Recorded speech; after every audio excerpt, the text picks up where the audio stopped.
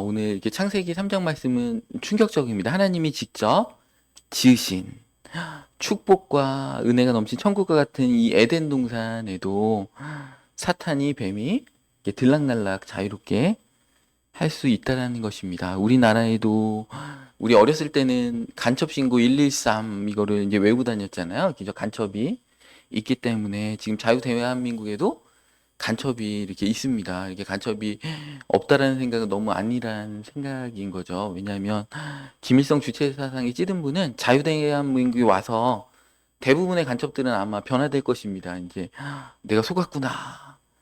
여기서 막 풀뿌리 이렇게 끓여 먹고 이런다고 난 들었는데 여기 오니까 너무 막 빌딩과 자동차를 보면서 그죠? 그런데도 그럼에도 불구하고 그렇게 김일성께서 말씀하실 때는 무슨 이유가 있었을 거야. 이러면서 절대 변화되지 않는 그런 간첩들이 있다라는 것입니다. 또 우리 탈북자들 중에서는 자유대한민국을 자유를 찾아서 왔지만 여기서 다시 또 북한으로 돌아가는 분들도 있잖아요. 북한이 더 좋다고 이렇게 하는 분들도 있습니다. 교회 안에도 이게 이단이 없으면 좋겠지만 여러분들 이단이 있습니다. 신천지나 안산홍 증인회 이런 분들이 교회 안에 침투되어 있습니다. 제 사촌 누나 다니시는 교회도 얼마나 목사님 훌륭하시고 성역 공부도 잘하는데 교회가 부흥할 때만 되면 신천지가 한번 샥 와가지고 흐트러 버리고 그래서 항상 제자리 걸음이다 이런 말씀을 들었습니다. 제가 대전에서 이제 여러 교회 연합으로 그 신천지하고 안산홍 증인회에 관계된 세미나를 진행했는데 이제 여러 교회가 모였죠. 그 큰 교회 한 만석 되는 교회 막 이렇게 모여가지고 있는데 이제 얼마나 이분들이 그 교회 곳곳에 숨어 있었는지 신천지를 비판하고 이만희를 비판하니까 막 못 견디고 있잖아요. 막 갑자기 세미나 중에 군데군데 일어납니다. 그래가지고 막 욕을 합니다. 근데 그 교회 청년들 아니면 성도님들이 깜짝깜짝 놀래요. 우리 교회 집사님인데 청년인데 알고 봤더니 신천지인 거야. 이게 여러분들 신천지를 구별할 수 있는 방법이 뭐냐면 이만희 욕을 하면 됩니다. 그럼 분들이 막 삭혀져 얼굴이 막 울그락불그락 한다는 것입니다. 그래서 교회 안에 또 이단이 있어요, 여러분들. 그래서 교회 안에도 천사와 같은 분들만 있으면 좋은데 우리가 순간적으로 베드로와 같이 가룟 유다 같이 마귀에게 쓰임을 받을 수 있는 그런 말과 행동들을 얼마든지 할 수가 있다. 에덴 동산에도 그렇고 이 자유 대한민국에도 그렇고 제가 얼마 전에도 어떤 영화를 봤는데 충격적으로 막 그 안기부 국정원 거기에 1차장, 2차장 막 이런 거 있잖아요. 그 차장이 알고 봤더니 북한 간첩이었던 것입니다. 그러니까 가장 긴밀한 첩보 정보를 다루는 그 국정원에도 간첩이 있다라는 그 영화를 보고 막 반전에 반전을 거듭하면서 막 정말 이렇게 재밌게 영화를 이렇게 봤습니다. 여러분 교회 안에도 어느 순간에 마귀의 도구가 될 수 있다. 이거를 우리는 항상 경계해야 된다는 것입니다. 이 뱀이 오늘 본문 말씀 1절에 보면 얼마나 강조합니까? 그 하나님은 선악을 알게 하는 나무를 먹으면 너희가 죽을까봐 먹지 말라고 했는데 뱀이 어떻게 접근해요? 딱 와가지고 이렇게 여자에게 물어서 이렇게 하잖아요. 하나님이 진짜 동산의 모든 열매를 먹지 말라고 했어? 이렇게 하면서 뭔가 과장하면서 논점을 흐리잖아요. 진짜야? 다 먹지 말라고 했어? 막 이렇게 뭔가 사실이 아닌 얘기를 딱 하니까 여자가 허점이 있잖아요. 여자가 3절에 뭐라고요? 하나님의 말씀에 너희는 선악과를 먹지도 말고 만지지도 말라. 만지지 말라는 얘기는 안 했잖아요. 근데 만지지도 말라. 그다음에 너희가 정령 죽으리라 했는데 뭐라고 했어요? 여인은 너희가 죽을까 살까 하노라. 그러니까 뭔가 이 허점이 보인다 그러면 그것을 가지고 4절에 뱀이 딱 공격합니다. 허점이 있으니까 뭐라고요? 너희가 결코 죽지 아니하리라. 이렇게 얘기합니다. 그러면서 너희가 이것을 먹으면 하나님과 같이 될 거야. 그래서 하나님이 못 먹게 하는 거야. 그러면서 하나님과 사람 사이를 이간질을 이렇게 싹 이렇게 하는 것입니다. 진짜 다 먹지 말라고 했어? 그럴 수가 있는 거야? 하나님이 너희들 사랑하는 거 맞아? 왜 다 못 먹게 해, 과일을? 막 이렇게 과장과 허위, 가짜 뉴스를 막 이렇게 살포한다는 것입니다. 그래서 처음에는 의심을 이렇게 딱 심어주죠.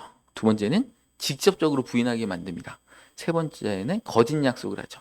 그렇게 안 해도 너희 눈이 밝아져서 하나님처럼 될 거야. 확신을 심어줍니다. 오늘날 교회 안에서도 이와 비슷한 패턴이 있습니다. 집사님 진짜 목사님이 진짜 이렇게 얘기했다는 거 맞아요? 하면서 하지도 않은 얘기를 막 과장해가지고 막 부풀립니다. 그러면 어떻게 됩니까? 그렇게까지 얘기하신 건 아니고, 이렇게 하셨어요. 그러니까 그게 그거지. 막 이러면서 이렇게 말을 할 때 여러분들, 그 교회를 분열시키는 분은 천사의 모습으로 얘기합니다. 처음부터 막 교회를 막 욕하고 막 목사님을 욕하고 그러면 아무도 안 속거든요. 근데 간첩도 그렇고 이단도 그렇고 여러분들 선량한 모습으로 이렇게 다가온다는 것입니다. 그 두 번째로 여러분들 이렇게 조심해야 될 교회 그 사탄의 말이 있습니다. 그건 뭐냐면 보디발의 아내의 말입니다. 이 보디발의 아내는 시기심에 불타서 요셉을 향한 그 질투심에 불타서 거짓말을 했습니다. 요셉이 보디발의 아내의 유혹을 딱 피해가지고 거절했을 때 그녀는 뭘 느꼈어요? 분노와 수치심을 느꼈겠죠. 그죠? 그랬을 때 그 우리 창세기 39장 14절 말씀에 보면 뭐라고 합니까? 그 여인의 집 사람들을 불러서 그들에게 이르되 보라 주인이 히브리 사람을 우리에게 데려다가 이제 우리라는 말을 쓰죠. 우리에게 데려다가 우리를 희롱하게 하는도다. 그러면서 그가 나와 동침하고자 해서 내가 소리 질러서 그가 도망갔다면서 이제 우리라는 말을 쓰죠. 창세기 39장 17절 말씀에도 그 자기 남편에게 뭐라고 변명해요? 그에게 말하여 이르되 당신이 우리에게 데려온 히브리 종이 나를 희롱하려고 우리라고 이렇게 얘기하면서 교묘한 단어를 여러분 씁니다. 그래서 집단 의식을 이렇게 갖게 하죠. 그래서 개인의 문제를 집단의 문제로 확대게 시킵니다. 주님의 임재 가운데 지금 들어가면 안 됩니다. 눈 뜨시기 바랍니다. 주님의 임재 가운데 들어가면 안 됩니다. 중요한 얘기하는데 막 주님의 깊은 임재 가운데 막 입신하셔 천국을 경험하고 막 그러면 안 됩니다. 그래서 공감대를 막 형성하죠. 다른 사람들의 동조를 얻기 위해서 우리라는 단어를 씁니다. 이 단어가 되게 중요해요. 그 다음에 책임에 필요하죠. 자신의 잘못을 숨기고 피해자 제 인척을 합니다. 그러면서 막 적절한 눈물과 막 안타까움과 이런 것들을 표현합니다. 그 본인의 수치심과 시기심으로 인해서 질투로 인해서 무고한 사람을 모함하고 거짓말로 사람들을 속인다는 것입니다. 또 이 세 번째로 교회 안에 침투하는 그 거짓말의 영역은 우리 막 교회가 엄청나게 사도행전에 부흥할 때, 그죠? 막 질병이 낫고 귀신이 떠나고 할 때 교회 안에 그 리더 가운데 한 명인 아나니아하고 삽비라 부부가 거짓말을 이렇게 하는 거죠. 왜 거짓말을 합니까? 바나바가 이제 그 당시에는 정말 중요한 시점입니다. 성령님이 강하게 기름 부으시고 하나님의 몇천 년의 관심이 그때 집중되는 때이기 때문에 교회 초신자부터 모든 성도들이 식음을 전폐하고 때로는 막 생계도 내팽개치고 교회에 모여서 같이 기도하면서 막 복음을 전할 때예요. 항상 그렇게 하면 안 되겠죠? 그런데 그때는 그런 타이밍입니다. 그러니까 막 논도 팔고 밭도 팔고 그래가지고 교회에다 이렇게 하면서 같이 이렇게 생활을 같이 하면서 같이 밥도 먹고 막 전도하기 바빴던 시절입니다. 그러니까 바나바가 자기 온 재산을 다 팔아가지고 그랬더니 사도들한테 엄청난 칭찬을 받았습니다. 온 교회가 막 존경을 하는 거죠. 그러니까 아나니아 삽비라 부부가 그럴 마음도 없는데 자기의 재산을 다 팔았다고 거짓말을 하고 땅을 판 다음에 그 재산의 반만 교회에 헌금을 하고서 다 바쳤습니다 하면서 이제 교회의 어떤 칭찬을 받기를 인정을 받기를 원한 거죠. 시기심, 질투 이런 것들이 허영심, 교만함 이런 것들이 세트로 있는 겁니다. 그래서 사도행전 5장 말씀에 보면 이렇게 나오죠. 아나니아라 하는 사람이 그의 아내 삽비라와 더불어 소유를 팔아 그 값에서 얼마를 감추매 그 아내도 알더라. 부부가 같이 논의했다는 것입니다. 얼마만 가져다가 사도들의 발 앞에 두니 베드로가 이르되 아나니아야 어찌하여 사탄이 네 마음에 가득하여. 그러니까 그렇게 하는 것은 뭐라는 거예요? 사탄이 우리 마음 가운데 우리 마음 가운데 성령님이 임하시는 게 아니고 사탄이 임하신다는 것입니다. 그래서 네가 성령님을 속이고 땅값 얼마를 감췄느냐. 교회 공동체 가운데 결정적인 거짓말을 하지 말라는 것입니다. 4절에 베드로가 이렇게 얘기해. 땅이 그대로 있을 때에도 네 땅이 아니며 안 팔아도 된다. 왜 거짓말하면서 스스로 높이고 교회 칭찬을 얻으려고 거짓말하느냐. 땅을 판 다음에 네가 뭐 스테이크를 사 먹든 네 마음대로 쓰든 아무 상관이 없는데 왜 그거를 칭찬을 받으려고 거짓말을 해가지고 하나님 앞에 헌금 다 하는 것처럼 반만 하면서 50%만 하는 것처럼 하느냐. 그것은 뭐라고요? 사람에게 거짓말하는 것이 아니고 하나님께 하는 것이다. 그러면서 5절에 아나니아가 이 말을 듣고 엎드려져서 혼이 떠나니 죽었다는 것입니다. 왜냐하면 이 당시에는 하나님의 역사가 강력하기 때문에 이렇게 그 교회 부흥이 정말 중요한 때거든요. 예수님 부활하신 다음에 성령님이 마가다락방에 임하고 너무나 중요한 타이밍에 교회의 어떤 이간질과 시기 질투와 허영심이 있으면 어떻게 됩니까? 교회 부흥이 하나님이 몇천 년 동안 기다렸던 그 역사가 저해를 받기 때문에 그 즉시로 죽었습니다. 근데 지금은 그렇게까지 하나님 역사하시지 않죠. 그렇기 때문에 이제 담대하게 막 거짓말을 반복적으로 할 수 있는 시대가 된 것 같아요. 그렇지만 그 당시에는 너무나 중요한 교회 부흥의 그 교회 선교 사명의 땅끝까지 이런 12 제자들을 세우고 바울을 세우고 막 이런 중요한 타이밍이기 때문에 하나님이 이렇게까지 어떻게 보면 너무 가혹하다 싶을 만큼 하나님이 그렇게 하셨다는 것입니다. 허영심이 있는 거죠. 여러분들 허영심을 버려야 됩니다. 교회 안에 허영심 이거 진짜 버려야 됩니다. 사람들 앞에 좋게 보이고 싶은 마음. 바리새인이거든요. 그죠? 속은 썩어 있는데 회칠한 무덤이 되는 거죠.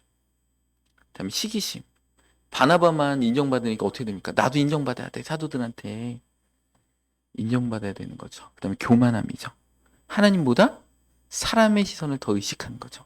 내가 하나님 앞에 오늘 찬양처럼 나 주님의 기쁨 되길 원하는, 내가 원하는 것은 주님의 기쁨이 되는 것, 이게 아니고 다른 사람이 나를 어떻게 생각할까, 인정해 줄까, 그런 교만함이 있으면 이 아나니아 삽비라 부처럼 이렇게 남의 인생을 사는 거예요. 자기 인생 바삐 살기도 바쁘잖아요. 내 죄 해결하고 내가 주님과의 관계 회복하고 내가 주님과의 상급을 쌓고 이러기도 바쁜데 다른 사람이 나를 우쭈쭈 해주고 막 평가해주고 이거에 몰입돼 있다는 것입니다. 너무 안타까운 것입니다.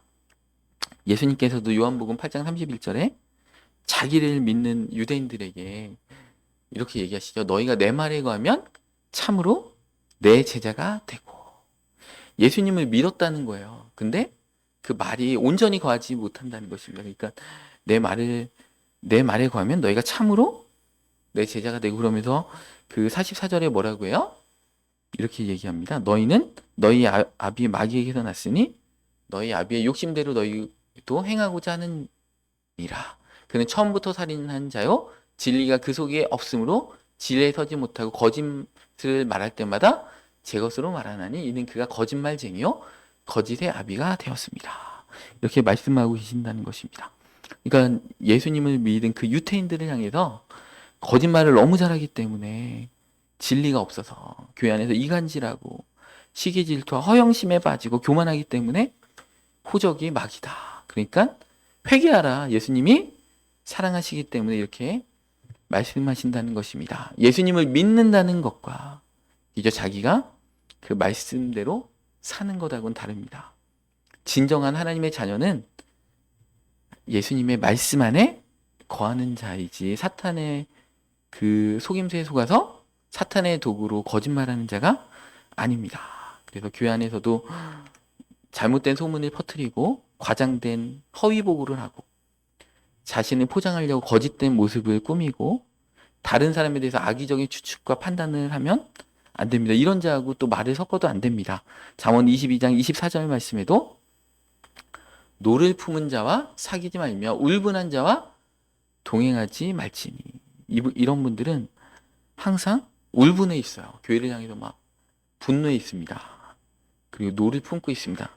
왜 이런 자하고 동행하지 말라고 말씀하고 있어요? 25절에 그의 행위를 본받아서 네 영혼을 올무에 빠뜨릴까 두려움이니라. 여러분들 이 울분과 노함은요, 전염력이 엄청 강합니다.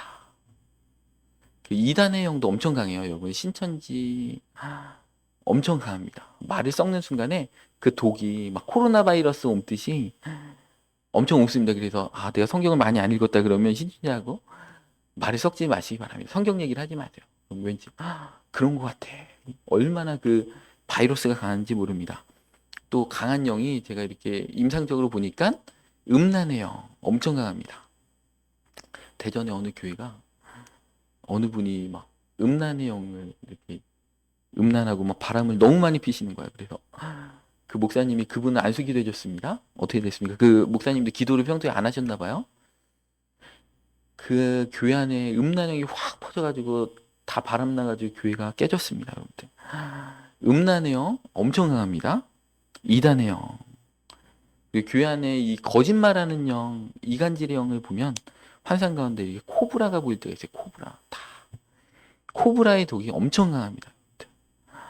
그 제가 이제 2년 전인가요? 우리 교회 다니시는 부부가 아니에요. 우리 그 부부 너무 귀하다. 이제 한 달에 한 번씩 우리 교회 오셔서 이제 이게 토요일 집회 참석하시는 부부라서 너무 귀해가지고 제가 새벽에 기도하면서 주님 그 두 부부에 대한 어떤 하나님의 마음과 계획을 보여주시길 원합니다 했더니 이제 환상이 딱 보이는데 두 분 다 막 반석인 거예요. 이렇게 등산 가면은 이 정상에서 막 너무 견고한 반석이더라고요. 그래가지고 야 이분들 너무 귀하시다 이런 생각을 하고 그런 생각을 했는데 하나님께서 그분들을 향하신 계획은 반석인데 선택하시는 것들을 보니까 다 얼마나 믿음 없는 선택들만 계속해서 하시는지 하나님이 이렇게 돌이켜라 이런 복을 취하라 근데 하는 일들마다 다 잘못된 선택들만 해서 삶에 막 징계가 와요. 근데 못 깨달아요. 막.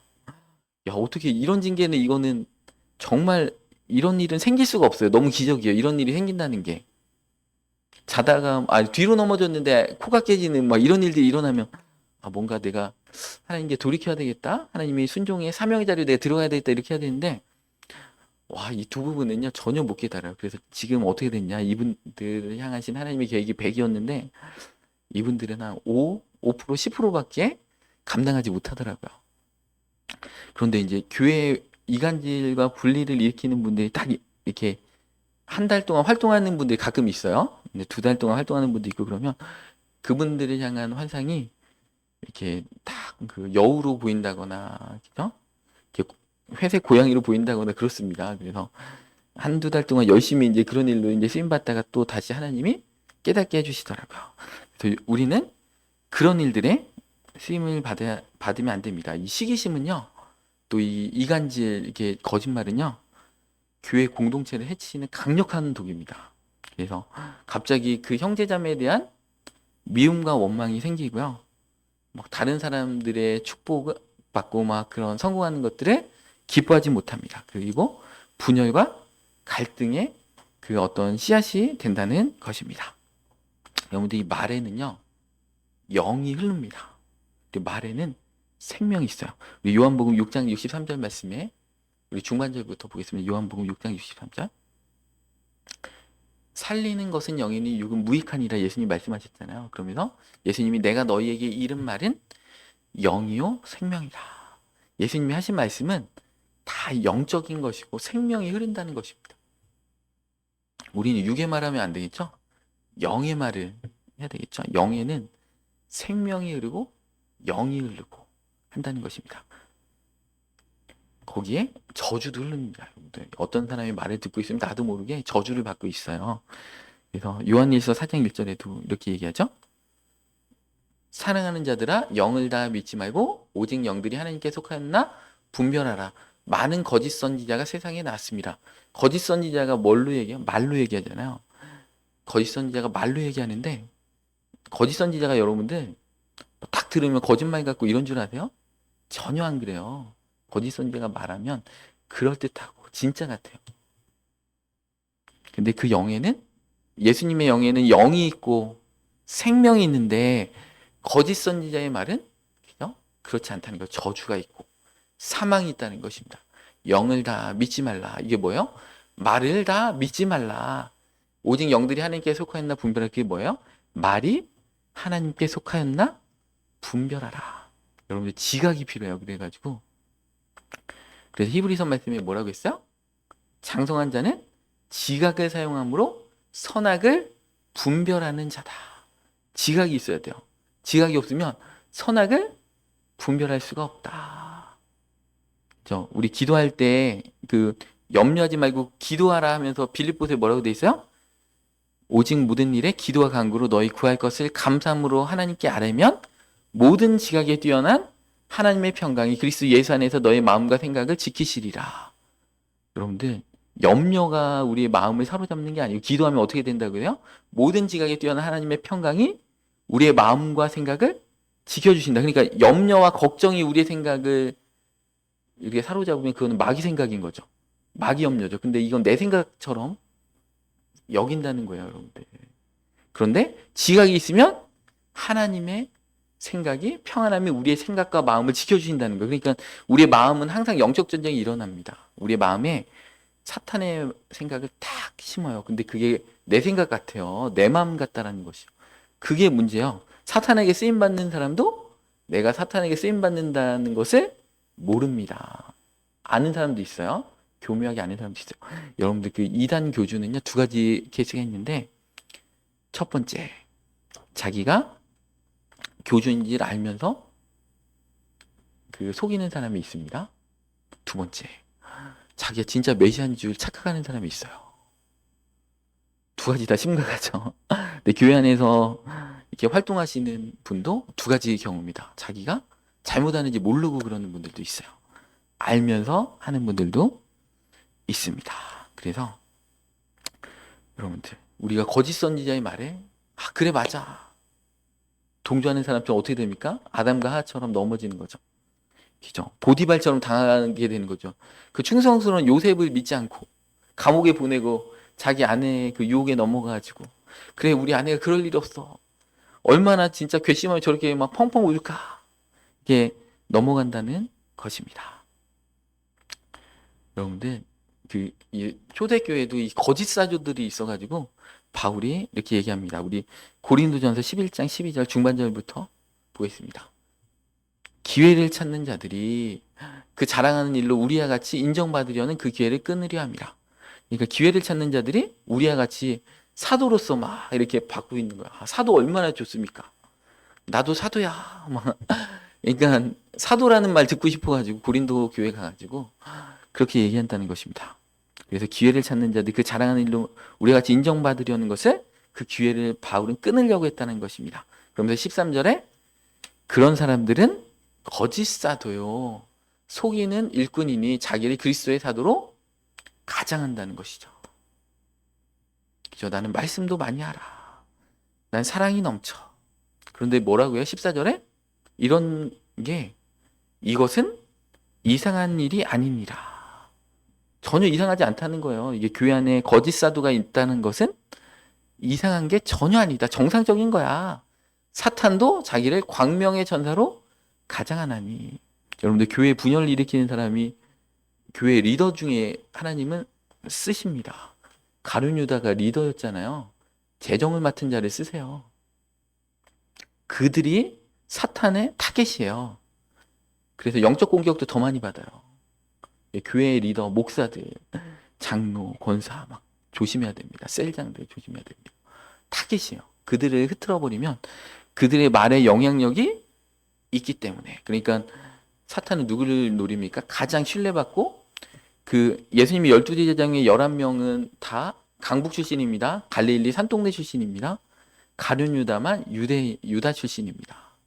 재정을 맡아 얼마나 똑부러지고 신실하고 돈을 아무나 맡깁니까? 가장 신실한 사람한테 실수하지 않고 용의주도 하고 가룟 유다를 이렇게 속입니다. 그러니까 바울이 이렇게 얘기하는 거죠. 이것은 교회 안에 거짓 사도가 있는 건 이상한 일이 아니야. 사탄도 자기를 광명한 천사로 가장해. 여러분들 우리가 이렇게 기도하다가 사탄을 만나면 사탄이 막 뿔이 2개고 막 이렇게 나타나는 줄 아세요? 천사처럼 이렇게 나타난다는 것이죠.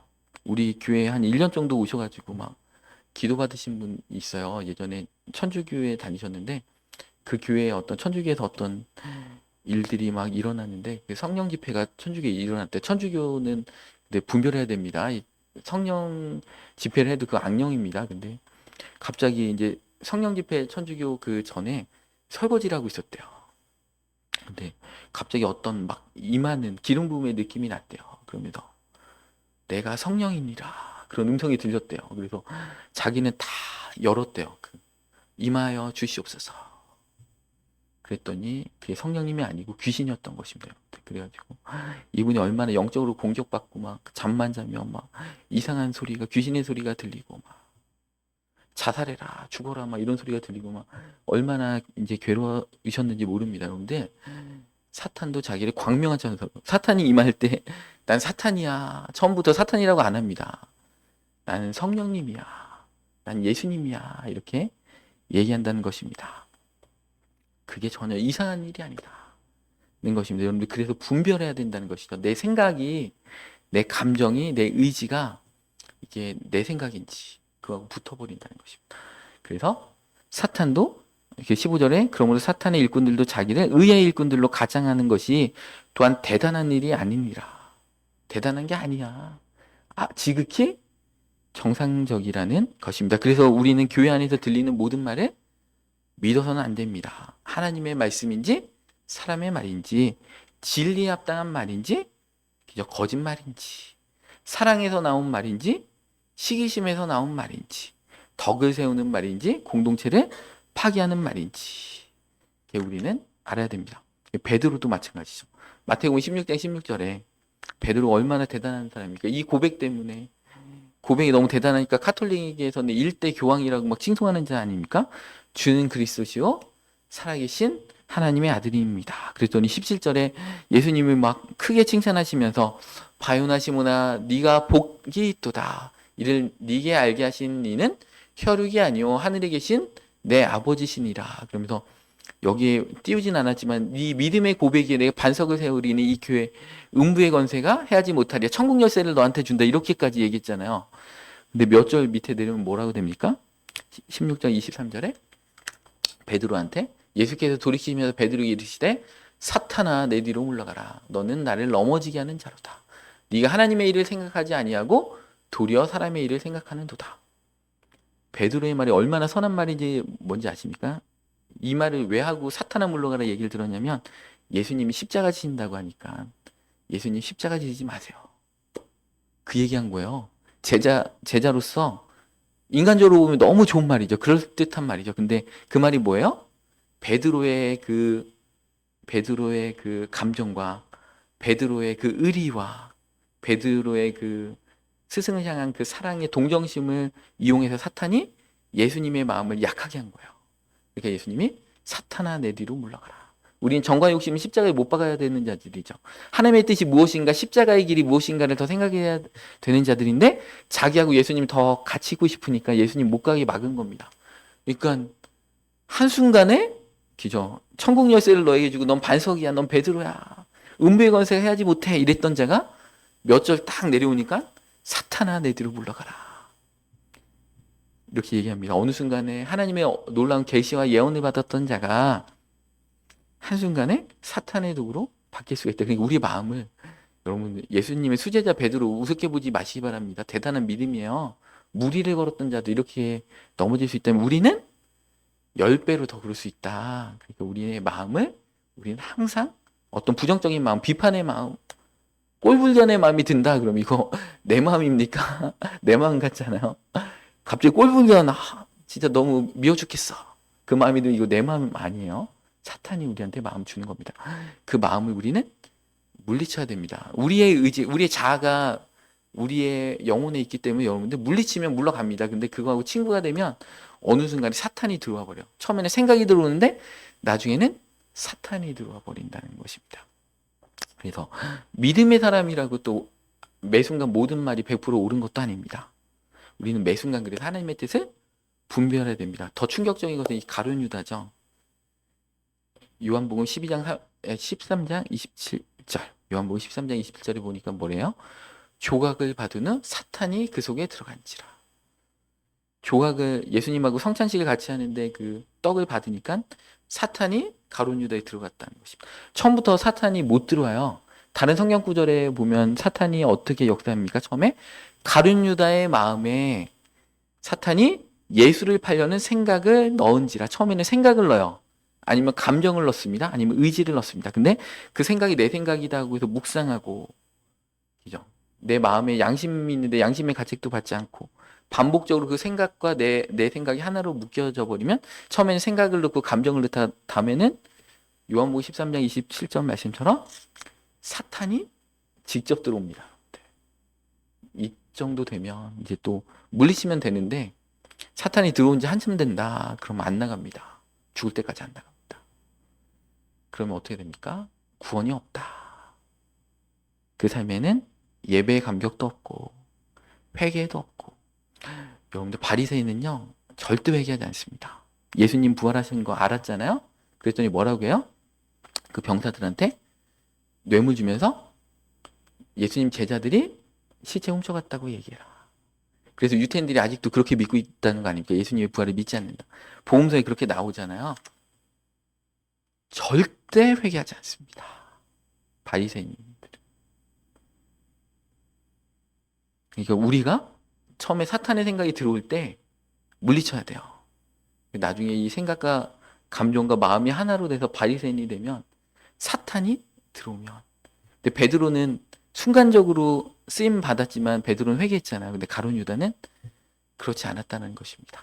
이 두 가지 길이 있었죠. 그래서 우리는 여전히 동일한 위험 가운데 있습니다. 주일 예배 때 막 아멘으로 은혜 받고 아멘으로 화답하고 막 결단했는데, 예배 끝나고 회의하니까 막 분내고 싸우고 막 그럴 수 있다는 것입니다. 그래서 고린도전서 10장 12절 말씀에도 이렇게 얘기했죠. 그런즉 선줄로 생각하는 자는 넘어질까 조심하라. 나는 그런 사람 아니야 이렇게 생각하는 게 가장 위험합니다. 나도 그럴 수 있어. 나도 조심해야지. 나도 미혹될 수 있어. 여러분, 미혹이 더 심해지면 어떻게 됩니까? 스스로 속이는데 스스로 그 감정이 내 건 줄 알아요. 나의 의로운 분노라고 스스로 속여. 갈라디아서 6장 7절에 보면 이 미혹이 심해지면 어떻게 됩니까? 스스로 속이지 말라. 그러니까 남의 속임에 내가 속아 넘어가는 게 아니고 스스로 자기가 거짓말하면서 이게 진짜라고 믿어요. 그러니까 이단 교주 가운데 진짜 자기가 예수님이라고 믿어요. 나중에 이게 너무 심각해지면 스스로 속이게 되는 단계가 됩니다. 아, 나는 오래된 신자니까 괜찮아. 나는 직분자니까 그런 실수하지 않아. 또 우리 교회는 그런 일이 일어나지 않아. 이렇게 얘기한다는 것입니다. 와, 오늘 준비한 거 많은데 할 얘기가 많아가지고 다음 주에 2편을 이렇게 해야 될 것 같습니다. 쭉 이렇게 넘어가가지고 이렇게 뒷장으로 가겠습니다. 우리 밥 먹을 때가 됐기 때문에. 요한계시록 2장 9절 말씀 보겠습니다. 여러분들, 요한계시록 종말의 때 이 7교회는 종말의 때 교회를 상징하기도 하고 지금 교회를 상징하기도 하는데, 이게 이 7교회는 책망만 받은 교회도 있어요. 그다음에 책망과 칭찬을 같이 받은 교회가 있습니다. 그런데 두 교회는요, 칭찬만 받았어요. 이 칭찬만 받은 두 교회는 어떤 심각한 일이 있냐?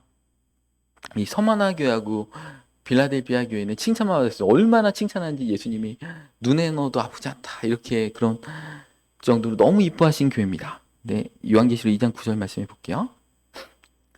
자칭 여기 보니까 네 환난과 궁핍도 알아요. 막 순교도 하고 너는 막 궁핍하고 가난하고 그렇지만 믿음을 끝까지 지켰기 때문에 너는 부유한 자야. 그런데 뭐라고요?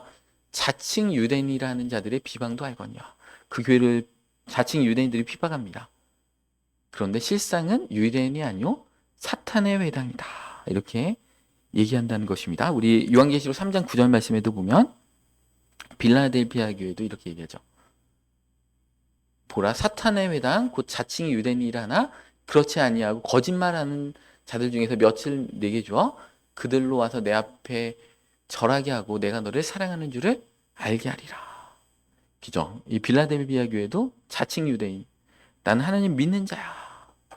오늘 아까 요한복음 말씀에도 예수를 믿은 유태인들에게 너희가 거짓말을 너무 하는구나. 내 말씀이 없구나. 너희 아비는 마귀다. 이렇게 얘기하는 것처럼 교회 내외적으로 마귀의 역사가 있습니다.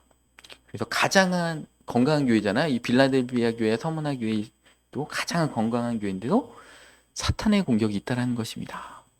사탄은 내부와 외부에서 동시적으로 접근합니다. 그래서 진짜와 가짜를 분별하는 게 중요하고 자칭과 실제는 다를 수 있다는 것입니다. 교회 안에서요, 믿음 생활 열심히 하다가 타락하는 자들이 있습니다. 디모데전서 1장 19절 말씀에 보면 이렇게 얘기하죠. 믿음과 착한 양심을 가지라. 어떤 이들은 이 양심을 버렸고 그 믿음에 관하여서는 파선하였느니라. 그러면서 20절에 그 가운데 후메네오와 알렉산더가 있으니 내가 사탄에게 내준 것은 그들로 훈계를 받아 신성을 모독하지 못하게 하려 함이라. 그러니까 믿음과 착한 양심에서 이제 파선했다는 겁니다. 양심을 이미 버려버렸고요. 믿음에서 이미 이탈했다. 그래서 바울이 그들을 그럴 때 어떻게 해요? 사탄에게 내줬다는 것이죠. 그들을 위해서 중보기도 하지 않는다는 것입니다. 그리고 그들을 교회의 일원으로 여기지 않는다는 것이죠. 때로는 징계하겠죠. 출교를 해서 깨닫게 하겠죠. 그래서 교회 안에는 권징이 있어야 됩니다. 이런 교회에 어떤 잘못된 행실을 하는 자가 있으면 제가 교회 주보 광고할 때 권징을 할 것입니다. 6개월 동안 우리 교회 출입금지를 얘기할 것입니다. 왜냐하면 신성을 그들로 훈계를 받아서 신성을 모독하지 못하게 하기 위해서 바울이 그런 자들은 파선한 자들은 사탄에게 내어준다는 것이죠.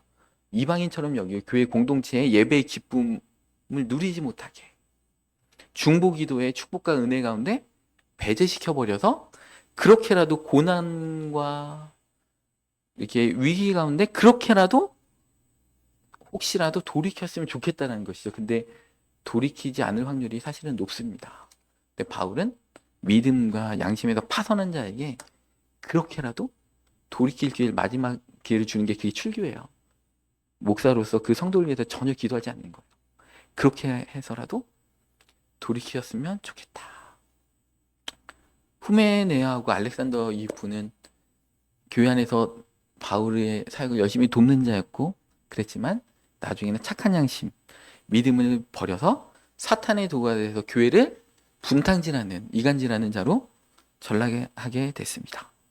갈라디아서 4장 29절 말씀해 보면 그러나 그때 육체를 따라 난 자가 성령을 따라 난 자를 박해한 것 같이 이제도 그러하도다. 교회 안에요, 성령의 사람들은 육체를 따라 난 사람이 박해합니다. 지금도 그러하다. 30절에 뭐라고요? 그러나 성경이 무엇을 말하느냐? 계집종과 여종과 그 아들을 내어 쫓으라. 여종의 아들이 자유 있는 여자의 아들과 더불어 유업을 얻지 못하리라. 기죠. 그래서 후메네아와 알렉산더와 같은 그런 육체의 자녀들, 교회를 핍박하고 성령의 자녀를 핍박하는 자가 지금도 있다. 그러하다라고 갈라디아서에 이해하고 있죠. 이런 자들은 육의 자녀, 이스마엘이 이삭을 핍박했잖아요. 이런 갈등은 지금도 계속되고 있습니다. 결국 기죠. 육체를 따라난 종을 내쫓으라. 출교해라는 것입니다. 근데 회개하면 바로 받아들여야 됩니다. 회개의 증거가 명백하다면 바로 그분을 미워해서 출교하는 게 아니잖아요. 그분을 사랑하지만 기죠. 이 죄의 전염력이 워낙 엄청나기 때문에 기죠. 고린도전서에서도 바울이 얘기했잖아요. 이러한 자를 내쫓으라면서 적은 누룩이 온덩이에 퍼지는 것을 알지 못하느냐. 이게 이스트 같은 거 이렇게 빵 이렇게 부풀리게 조금만 넣어도 탁 퍼지는 것처럼 그래서 내어 쫓으라 이렇게 얘기하는 것입니다. 그래서 육신의 생각으로 교회 안에서도 성령을 따라 사는 사람들 핍박하고 시기하고 거짓말로 모함하는 자들은 하나님께서 분명히 말씀하십니다. 육체를 따라 난 내 종을 내쫓으라 이렇게 말씀하십니다. 근데 우리는 그런 자가 어떻게 될 수 있냐? 기도 안 하면 그렇게 될 수 있어요. 오늘 막 제가 준비한 말씀을 쭉쭉 그냥 요약만 합니다. 베드로에게 그렇게 얘기했잖아요. 예수님 십자가 지시기 전에 사탄이 너를 밀가부르듯이 하려고 하는데 내가 중보기도 하고 있어. 그래서 너는 1시간이라도 깨어서 기도해라. 베드로가 왜 넘어졌어요? 베드로 진심이었잖아요. 내가 같이 죽겠습니다. 다 주님을 배반할지라도 나는 주님을 따르겠습니다. 근데 뭐라고 했어요? 예수님이 마음은 원이로되 육신이 약하도다. 기도 못해서 넘어진 거야. 여러분, 우리가 기도하지 않으면 저도 마찬가지예요. 제가 가장 공격 제일 많이 받아요. 왜냐면 교회 리더니까 제가 가장 공격을 제일 1순위로 받습니다. 저 하나 무너지면 교회는 깨지기 때문에 그렇습니다. 그런데 기도로 그것을 이겨야 되는 거죠. 베드로가 예수님이 기도라고 할 때 졸고 잤잖아요. 그때 기도했다면 베드로는 이겼을 것입니다. 근데 여러분들, 우리는 기도로 말씀을 통해서 예배 자리에 오므를 통해서 우리는 이길 수 있습니다. 그죠? 다 우리의 영적 전쟁이 다 우리 마음에 있는 거예요. 무릇 지킬 만한 것보다 너의 마음을 지켜라. 생명의 근원이 이에서 남이니라. 영적 전쟁의 최전선은 마음이요. 마귀가 생각지고, 그죠? 감정 주는데 우리 기도로 이 생각 아니야. 주님 회개합니다. 이런 순간적인 마음, 이거 내 생각 아니야. 물리치고 기도하고 말씀으로 분별하고 지각을 사용함으로 선악을 분별하고 모든 지각에 뛰어난 하나님의 그리스도의 평강이 내 염려와 근심 걱정을 다 물리치고 이런 삶을, 그러니까 아무것도 염려하지 말라. 기도해라. 그러면 하나님의 평안이 우리 생각과 마음을 지켜주시라. 우리 마음을 지켜주시는 이 영적 전쟁 가운데 우리 모든 성도님들 승리하시기를 이 시간에 축복합니다.